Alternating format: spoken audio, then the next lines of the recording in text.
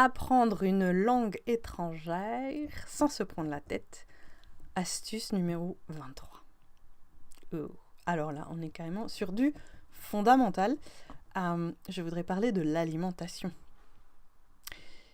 C'est pas des fantasmes. Ce que vous mangez, ça influe sur votre capacité à apprendre.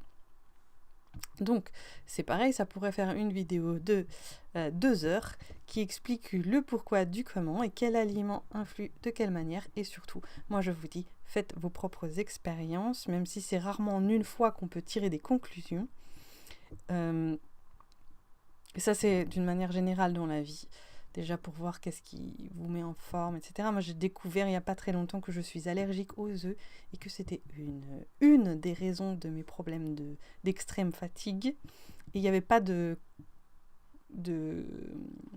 relation directe, c'est-à-dire que j'avais pas mal au ventre ou quoi que ce soit après avoir mangé des œufs, donc ça se voyait pas.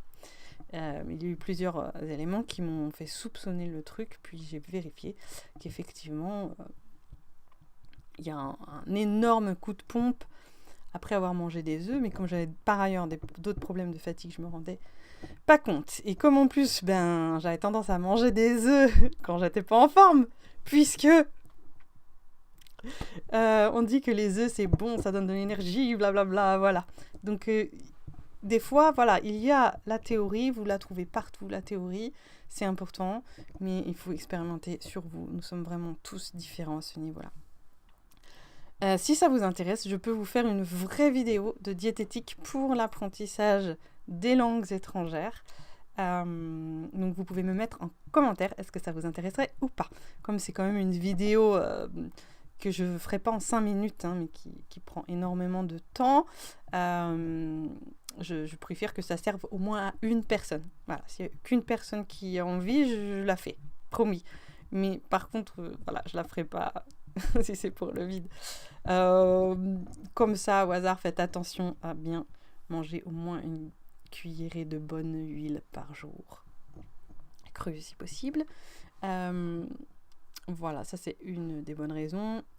Et le cerveau a besoin de sucre, certes, mais certainement pas de sucre blanc. Voilà, donc si vous êtes un peu en hypoglycémie, mangez plutôt une pomme. Bon, sauf pour les grosses crises, voilà, c'est autre chose, mais si vous êtes juste un peu boum, comme ça, vous avez un peu besoin d'un remontant, plutôt une pomme, mais une pomme, moi je dirais, c'est même bien avant d'aller se promener, mais avant de faire une sieste, ouais, bon, on peut. Et donc privilégiez, si vous avez besoin de sucre, les fruits et le miel en petite quantité, et les céréales complètes, évidemment, si vous pouvez les digérer.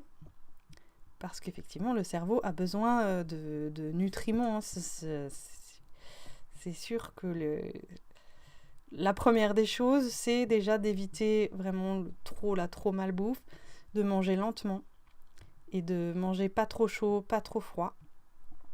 Déjà, si on mâche bien et qu'on prend plaisir à manger, eh bien la digestion va beaucoup mieux se passer. Et même si vous mangez de la mauvaise nourriture, ça va quand même beaucoup mieux se passer pour vous. Voilà, il est évident que manger dans un fast-food et faire sa leçon d'apprentissage d'une langue juste après, c'est pas optimal. Alors, si vous le faites une fois, bon, pourquoi pas. Après, ça met peut-être dans un état un peu seconde, quasi-hypnose, qui fait que ça rentrerait plus facilement sans effort. J'en sais rien, mais là, il y a peut-être des expériences que faut pas trop s'amuser à faire. Voilà. Donc, encore une fois, est-ce que ça vous intéresse si je vous fais une vidéo sur l'alimentation qui permettrait d'optimiser l'apprentissage des langues? Et je vous dis à bientôt!